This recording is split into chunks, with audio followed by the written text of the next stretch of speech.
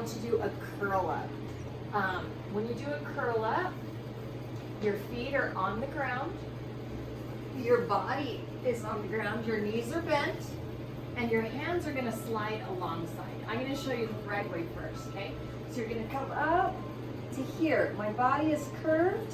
If I hold on, it's like right here. I'm not coming all the way up. I'm coming here to keep everything engaged and rolling back down. So without my hands grabbing my legs, it looks like this. Up, down, right? So you don't want your hands coming off or pulling yourself up or leaning on this to get yourself up or using your feet. I don't think that's a to curl roll up. up. You want to give it a try? Sure. You're gonna curl up, down. Good. Do you want to try it with the voice a couple times? Ready? Begin. Up. Down. Make sure your feet stay on the ground and your hands stay alongside your body. There you go. Up. Down. Come up a little bit more. Down.